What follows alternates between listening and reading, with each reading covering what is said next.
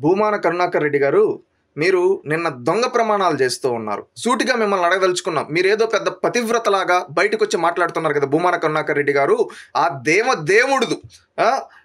దగ్గర మీరు చైర్మన్‌గా ఉండి ఎన్ని చేయరాని తప్పులు చేశారు?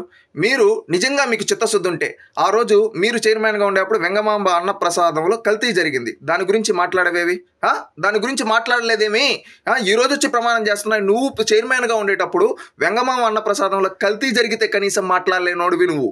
ఇంకొకటి, నువ్వు నీ కొడుకు రాజకీయ భవిష్యత్తు కోసం తిరుమలలో నుంచి రాజకీయ కార్యకలాపాలు జరిగింది వాస్తవం కాదా భూమాన కరుణాకర్ రెడ్డి? వీటన్నిటిపైన ప్రమాణం చేస్తావా? ఈరోజు వైవి సుబ్బారెడ్డిని అడిగితే నువ్వెందుకు పరిగెత్తుకుంటూ వచ్చి చేస్తా ఉన్నావు? గుమ్మడికాయల దొంగలు ఎవరంటే భుజాలు తడుముకున్నట్టు నువ్వెందుకు తడుముకుంటున్నావు భూమాన కరుణాకర్ రెడ్డి? నీకు నీ మనస్సాక్షికి తెలుసు.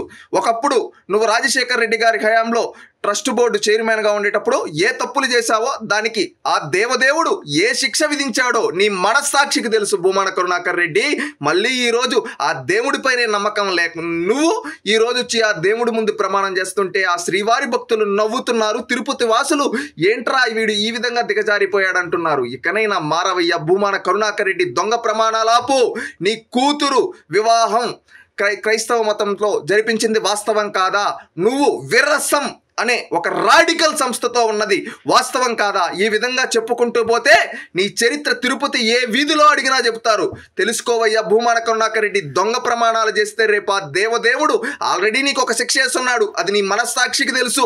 అది ఏ శిక్ష అనేది ఇంకా అనుభవిస్తూ ఉన్నావు. ఇప్పుడు మళ్ళీ దొంగ ప్రమాణాలు చేస్తే రేపు ఆ దేవదేవుడు కేసే శిక్షకు తట్టుకోలేవయ్యా. మారు, క్షమాపణ చెప్పు. దొంగ నాటకాలు ఆడద్దు రాజకీయ భవిష్యత్తు కోసం.